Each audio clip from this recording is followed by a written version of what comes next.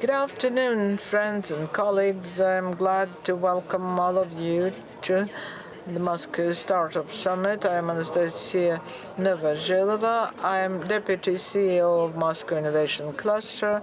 I'll moderate this session. We're planning to discuss a very challenging and very fragile first year of a startup's operation, often nicknamed as the Valley of Death. I hope we all survive it. According to our research, there's a myth that 90% of startups do not cross the Valley of Death. But we found that just 40%, in fact, it's more optimistic, just 40% fail within the first 3 years. Why? Some but not others survive the Valley of Death. What are the most common mistakes in the strategy, in the team, in the business, and what helps them survive? Maybe support from family, or maybe their personal qualities, their personal resilience. Roman Ledyankin, founder of the transcription service, voice transcription service company. Gleb Kharitonov, Briskly, online commerce. Artem Simonyants, Qummy, and Ivan House. Ledyankin is electronic paperwork. But I see there is a good tradition to survey the audience, just to give us an idea of whether you have been through the death valley. You can just say yes or no. First is no.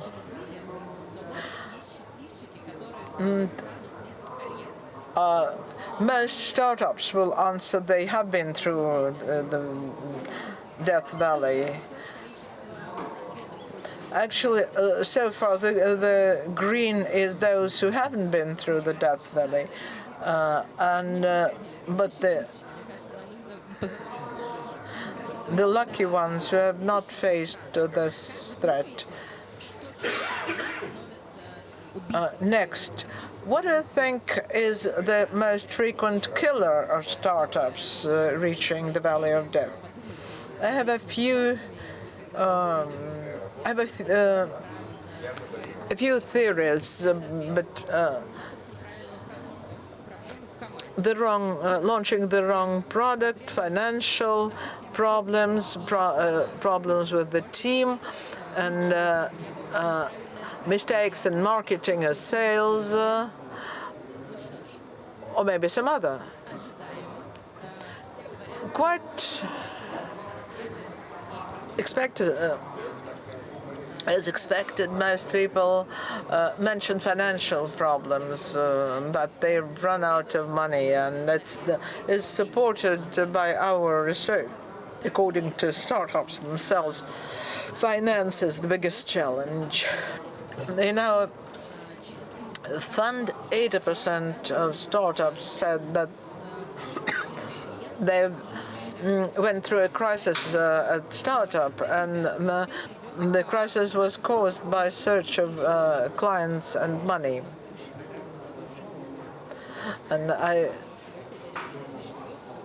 And we share our personal experience. I hope we won't fight at the end. Each of us has faced crisis. And at what stage have you faced your Valley of Death, and what was the most challenging part? Ivan Ledyankin. First, if you've crossed the Valley of Death, you're no longer in startup. You're just a regular company. It won't be easy. A book by Horowitz. That's something you need to read as a startup. And the first challenge that we chased was at the product market fit stage. in order to earn money, you need to fit the market. We had electronic paperwork, electronic on the blockchain, and 6 years.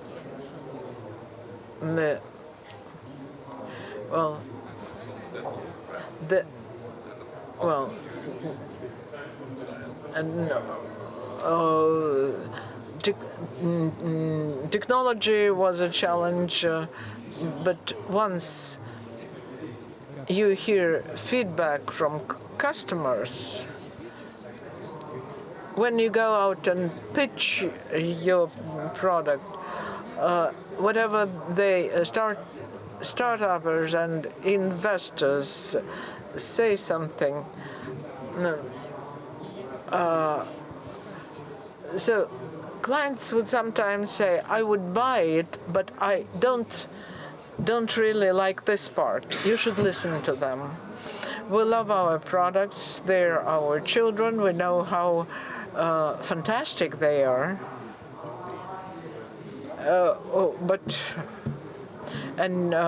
We need to be able to perhaps cut off a part of your product to make it marketable. Another big challenge was the corporate. As soon as we reached our market fit and we could sense money in there, corporate two co-founders, internal conflict among founders arose. And settling down the conflict and negotiating is critical, and it's a challenge for the founder. This is not the work the job that you've come here to do. You want to sell, but you need to settle down arguments among founders. My advice would be address all interpersonal and legal conflicts. I am a lawyer myself, and I admit that I haven't addressed it enough. You know about options. When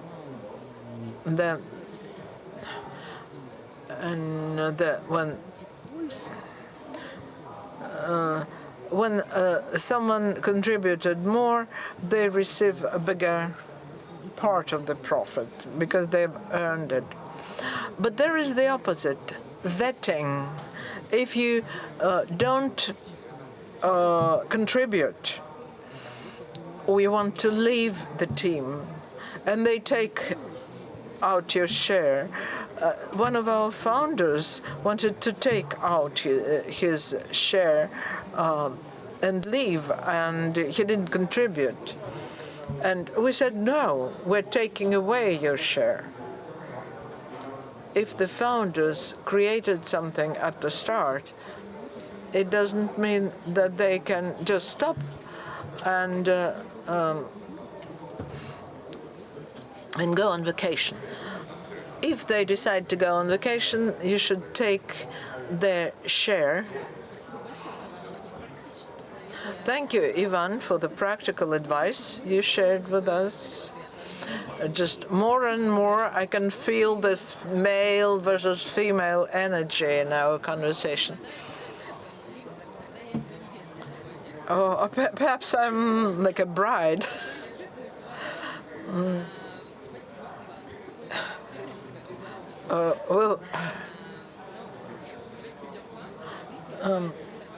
Gleb, Briskly, autonomous retail, and your model is retail without staff.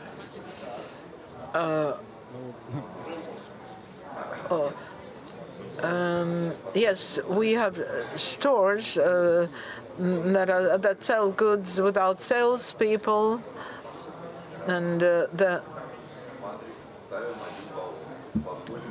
and it costs, and we had expected that it will be easily adopted, but the market turned out to be so conservative that no retailers did not expect to be able to change anything in this market. But we finally found our product market fit.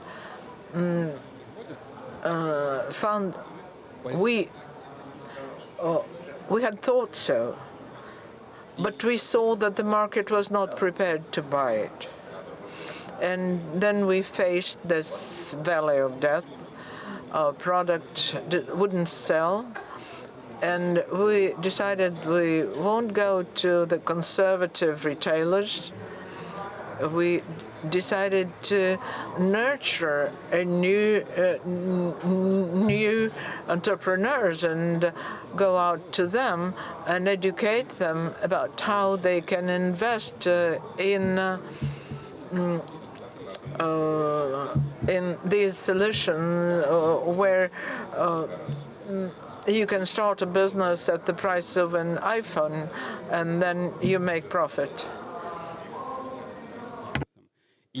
We've been able to win over some 200 new entrepreneurs who had done no business before, and other players began to reckon with that. In other words, this mentality of talking to a cashier from a grocery is still there. Yes, it is there, and it has not changed globally, but does that interfere with your business? Yes, because the market is growing differently from what we would like it to grow. That's a very interesting experience of where the market didn't accept you and you created a new market and new entrepreneurs. That's a very cool story, and we'll get back to it. Now, Artem, a question for you. You are working at one of the most promising markets, ready-made meals, and the scale of this market is really amazing, but there are its own death valleys in this market, like high competition. What difficulties have you been confronted with?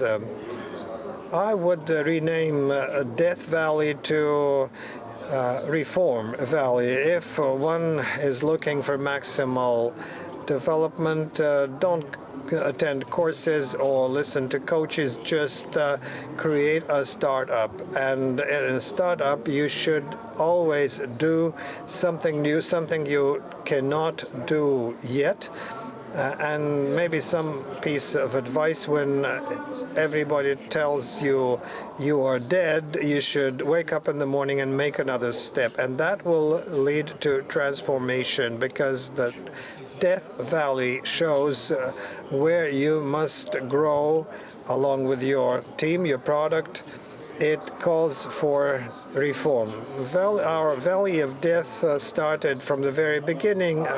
As soon as we made our MAP, our money ran out, but you've got a team of people with their families, and you have to pay salaries to them.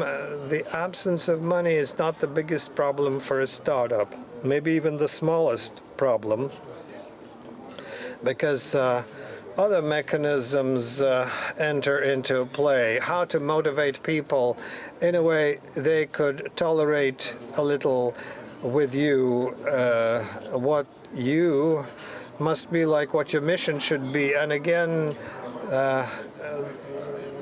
changes and reform, and you need to just grow accustomed to these things. So, do I understand you correctly that your advice is have patience? Yes, patience Just don't surrender. Make a step forward. 90% of people go away from the market with classy ideas and cool innovations capable of changing the world simply because the world told them you didn't cope. And they believed it, but they should have said, do you think so? I will do something new tomorrow, something I didn't do yesterday, and just do it. A great piece of advice. Now, Roman, Shöpöt is an AI-aided service of speech recognition and transcription. Widest and very highly competitive market. Did you visit a Death Valley? Well, I had my personal Death Valley because I used to work in a corporate, and I thought I was so smart. But I had always dreamed of creating an IT startup. And when I began, I thought there are no transcriptors in Russia. We'll set up a new one, but it ended in nearly trying to kill each other with our partners. Dima Grits holds very classy partnership sessions. If you want to create a startup, find a partner and work with that partner. That will help you avoid inevitable problems like quarrels, fights, anything. Now, Shöpöt is no longer a pure transcriptor B2C. Yes, it's transcription, but in B2B, we do custom solutions, and from some slowly developing status, we went out by realizing you need to go into B2B. I was very reluctant, and I thought, how badly I don't want to go there. But when we did decide, I said, yes, I need sales, I need a team. We have product forces and fraud monitoring, everything associated with processing a voice, and this pivot, unless it had happened, we would have died most certainly. But now in half a year, we tripled our earnings compared to B2C, and that's really a rebirth. And it amounts to either I go through this experience now, or the universe will send me this experience later, and I will still have to go through it. So believe in yourself, even if your partner doesn't believe in you. I've lost all partners, and it was a tough parting with one partner. Another partner is now my contractor, and our relations are much more partner-like than before, and we've begun to talk, we begun to deepen our relations. So it's important who you go with, and it's important to believe in where you're going. If you feel something inside, I've been told many times, don't do this, it's bullshit, you don't understand. It takes you 2 minutes to repeat what you do, and I react to that. Yes, try it, but in fact, it's very, very difficult. If you want an unforgettable experience in your life, create a startup. Let's applaud our colleagues. Thank you for your stories. Indeed, every startup goes through a crisis which manifests itself in different ways, but out of all the statements, I think, detected the idea of some collective psychotherapy. I am a practicing therapist, and yes, please go there, everybody. I have been planning to start up a business myself with a new business idea. But still, let's try to make some conclusions and come up with some practical advice or recommendations for everybody or for ourselves, and to see what lessons we can learn, what helps you go through the valley of death. So another question for the audience. Let's think about what can help you go out of the valley of death. Focus or prioritization, investment, support and cohesion of your team, operational changes, external help, grants, mentorship, and networking, experts. I think we've done polls like that before. I can't say there are prevalent factors. Let's look at what we get. And I think Artyom's and Roman's inspiring speeches have brought support and cohesion of the team to the foremost place, and we feel how we can influence the audience. Now, second place, focus on prioritization. Third, a timely pivot and external help, investment. Investment takes the last place but one, so you don't need money to go out of the valley of death. But the results are very interesting, and let's address our speakers in the quick Q&A format. If you had to isolate one or two strategic factors to help you in helping you to go through this phase, what would that be?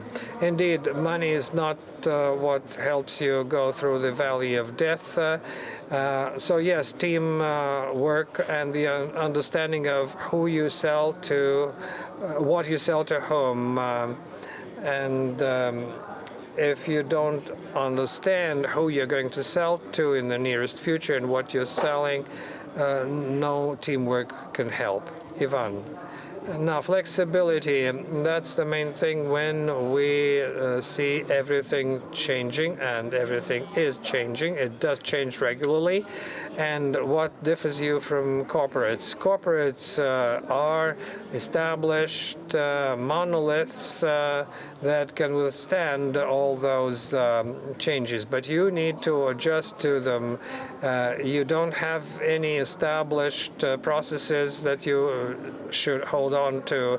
If something changes, change yourselves. When the year 2022 began, investment stopped. You had to change something. And now you're going through the tax reform. We're going to adjust it. What else can we do? So this resilience, this flexibility can help you sustain this. I will agree that flexibility is a very important factor, but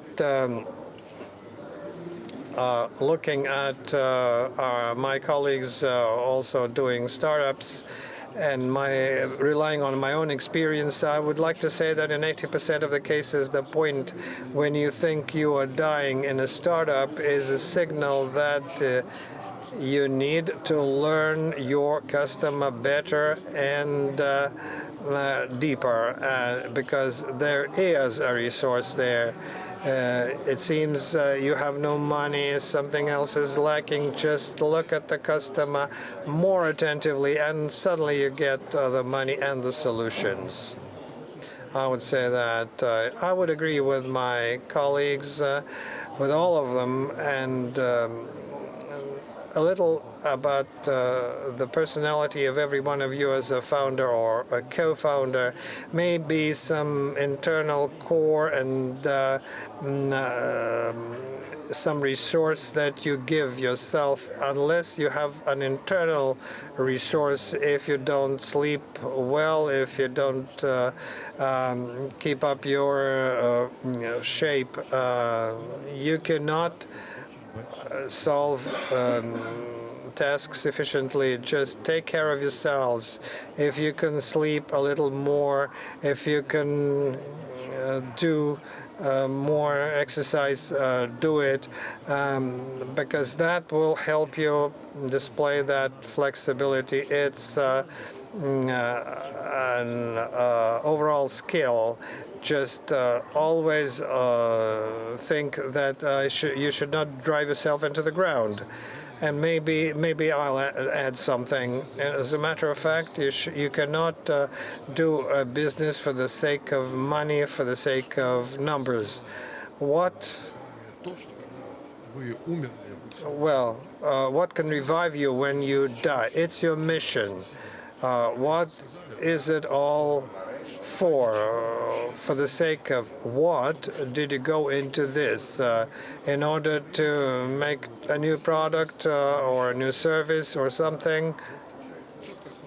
Just formulate a clear vision and mission for which you live, for the sake of which you create this business. It will help you survive during a zombie apocalypse or meteor rain.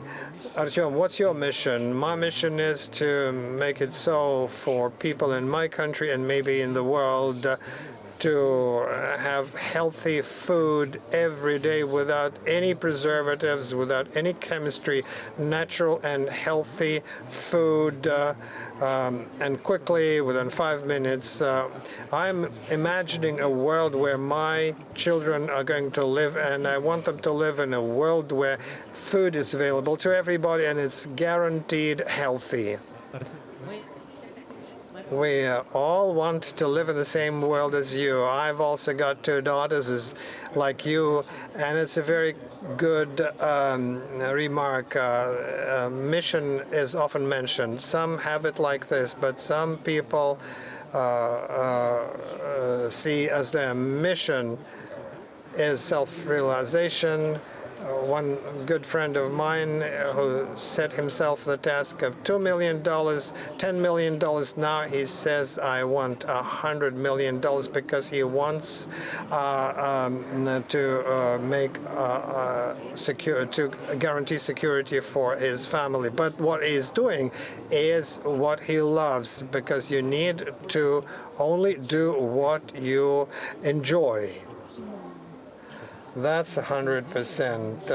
And this idea can also flare up your team, and it makes others as well as you to wake up every day and run to change things. As the old story goes, are you building a temple on the mountain, or are you just carrying stones there? So I think we should rename our session from survivors to inspirers. We've discussed the role of the founder in the history of a startup, but I'd like to talk about some external factors that influence the development of a startup. Some 88% of the startups do ask for external help, maybe some expertise or development institutions, partners, customers.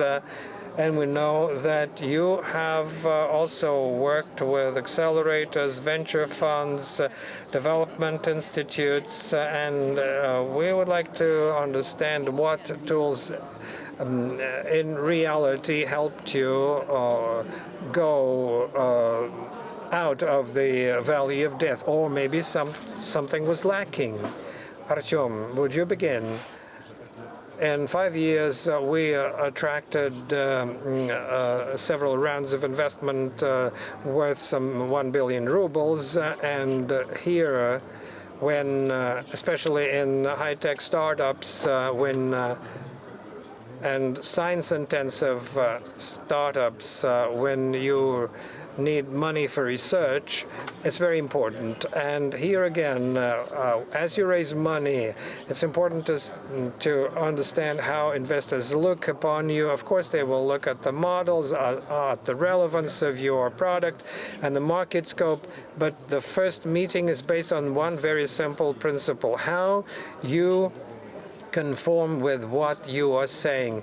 And you can only conform if you believe in this and if you live with this. That's very simple. And the development institutions that have helped us, they gave us some grants at a time when we were short of money to increase our production facilities. Owing to that grant, we created a production line for our equipment, and we print motherboards for our own equipment. So there must be a focus in interacting with such institutions. And when I was entering the market, I thought they were underdeveloped here. But as a matter of fact, very many development institutions where you apply, you can receive assistance from competence to help with equipment. Grant support in the Moscow Innovative Cluster is one of the most popular measures, and this is indeed a great kind of investment by the government. The Moscow Investment Cluster invited us to some pitch session, and owing to that pitch session, I raised some very serious sums of money in the company. I was told how to pitch.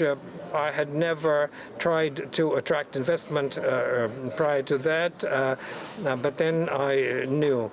Gleb, what was your experience? Did you interact with anybody? Was it positive, neutral, or maybe negative experience? We earned about 800 million over the lifetime of our company, and we raised this money from business angels, from support funds and venture funds, and recently we have taken a loan from Moscow Venture Fund. Then we raised the funds not to cross the valley of death, but for growth. But smart money is the most valuable type of investment, when in addition to money they offer you support or advice. Because for investors, it's also a type of business. They need to sell themselves as investors, and smart money is one of the ways to sell investment. And if someone offers you smart money, use it and sign agreements so that you're able to use it.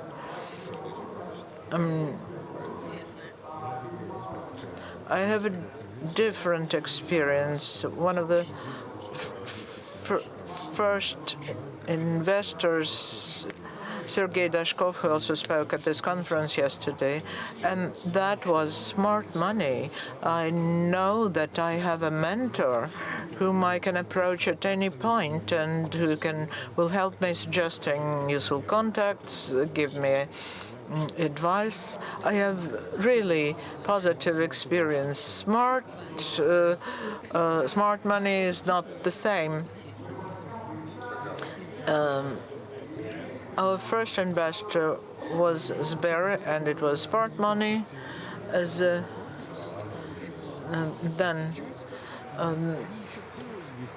Even before investment, they invested all their smart expertise in us, whether we wanted it or not, even if we resisted, helping us understand who we are and what we do. And this And they also helped us with, you want customers, here are customers for you. You want place for pictures, here they are. We approached angel investors based on a match, personality match, when you feel that this is someone you feel comfortable with going through challenges. Don't take money from someone you don't feel comfortable with when you face challenges. And we found it important to choose the right person. And one of the people in the Sber who worked with us, he advised to choose the person whom you like, you feel comfortable with.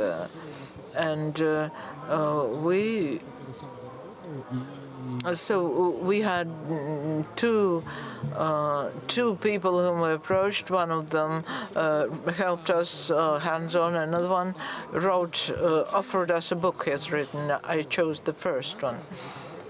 And speaking about grants, it takes too long.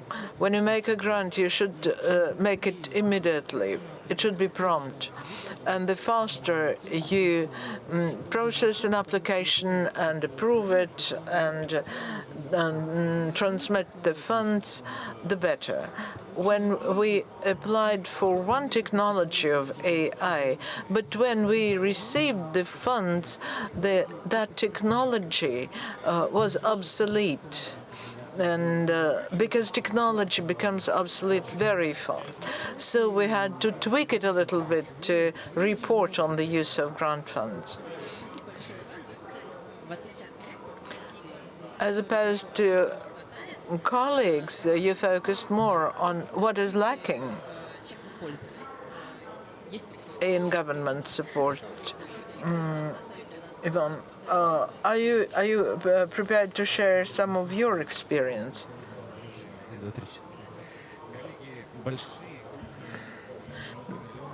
Major multi-million projects can be developed only with your own money in my company.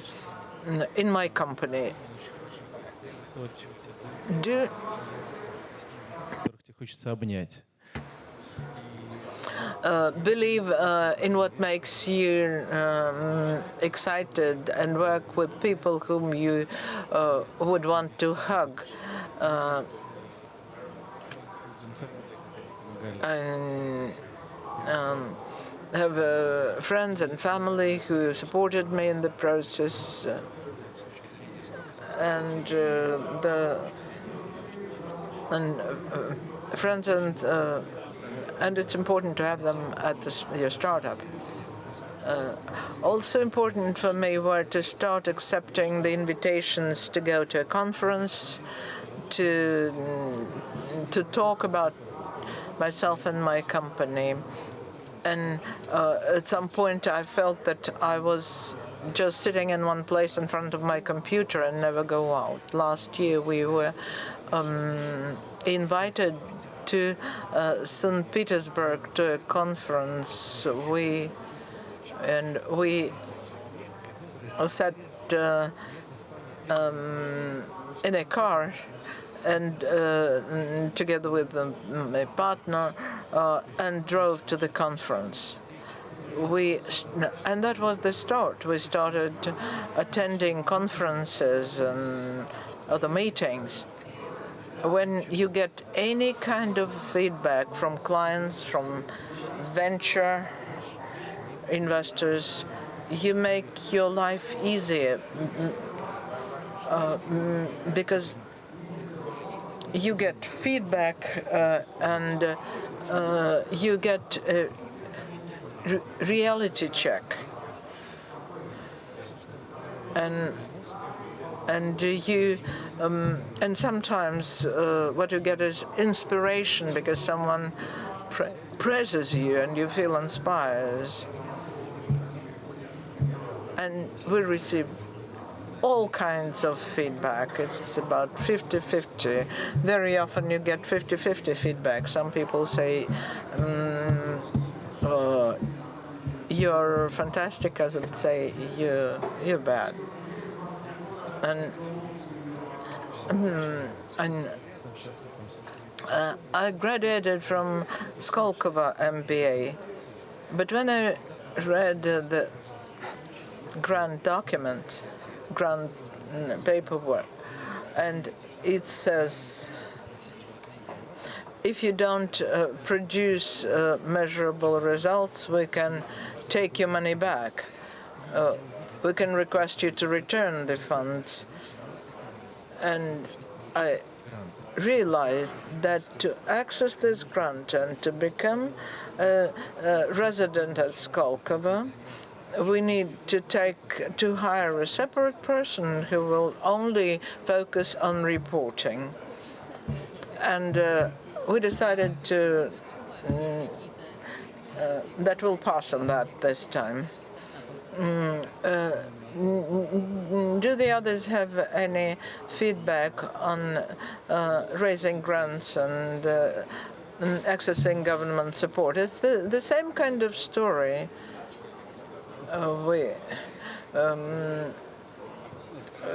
Again, we hired a person who was handling the grant paperwork. It's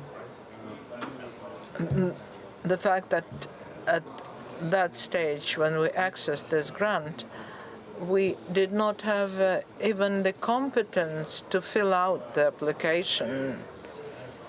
But finally, we received 30 million investment. Well, 30 million is a lot of money. Probably it's worth it. No, just my advice is do not pretend that you can make that you can do it yourself. Hire someone who knows how to handle this grant paperwork, and your result will be more certain. It is good if this expert is one of your staff and knows the company from the inside, and this person takes all of our information and maybe using ChatGPT transform all this data about organization into a grant application or report. Major banks run tenders, and tender paperwork for IT companies. I was asked, can I use AI to fill out that paperwork? We looked at all those tables together.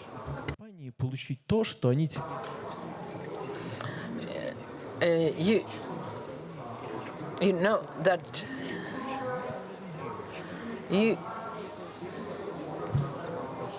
it's a mindset. When people from the inside, they don't understand what can be streamlined and simplified, because I advised a person to streamline their paperwork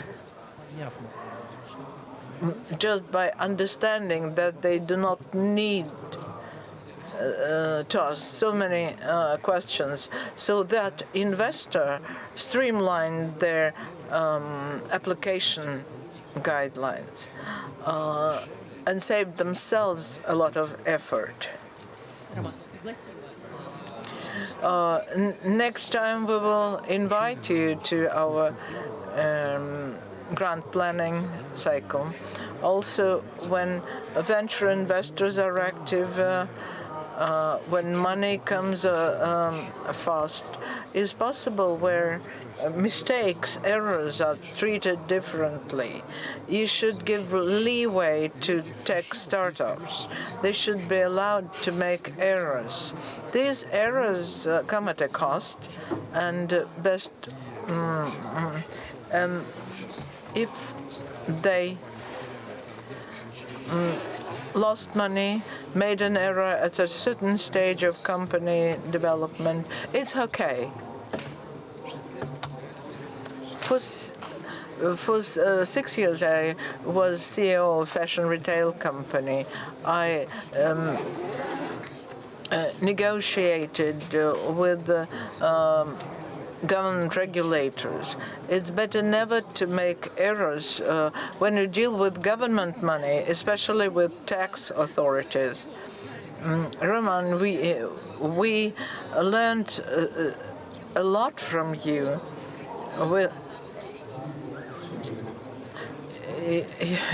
You need to be really tired, really sick and tired of all this bureaucracy.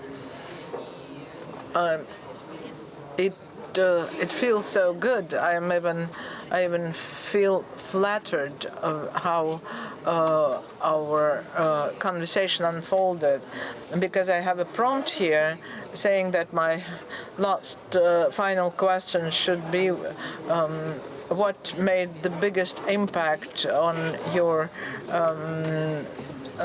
survival in the of the valley of death. And in fact, you have mentioned all of them. You have mentioned all of those tools that helped cross the valley of death. Let's now start our next survey. We discussed grants and subsidies, accelerators and networkers. We spoke about networking, venture investment, mentor support, and smart money. The only thing that we did not cover is piloting decisions. If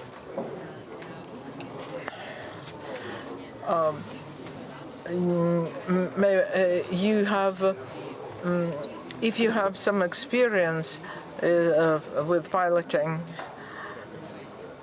Gleb,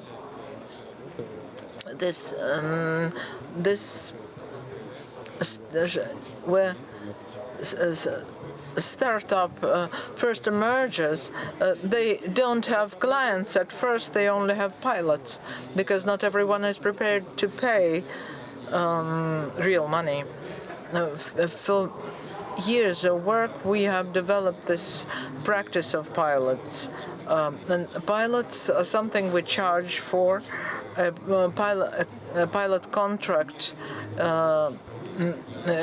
has certain metrics built into them, as some success and failure criteria.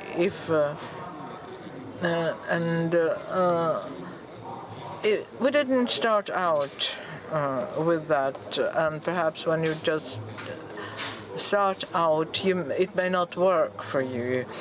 Only at a certain size of your company you may afford such contracts. We had pilots with retailers where we were convincing them to use our technology, and in 5 years, we spent millions on that retailer, but the pilot failed. As a result, we had such stories, and pilots are important, but it doesn't mean that you can earn money with them. Speaking about pilots, it's good that the Russian startups community accepted the idea that pilots should be paid. Yes. Oh. Well, because we're a startup and we will die while we are piloting with you free and charge. A pilot, 3 months, 1 million rubles. This is the training we did with the corporates. In Russia, it's good.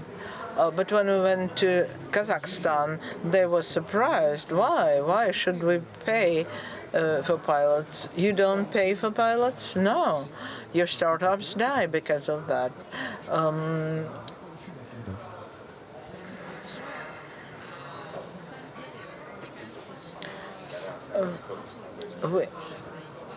We've had a very nice and friendly and revealing session, and this survey is perhaps the best survey for me, because we often ask which of our tools has made a difference, and grants and venture investments do not come first.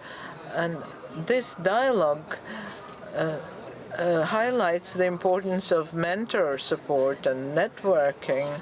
And our startup summit is the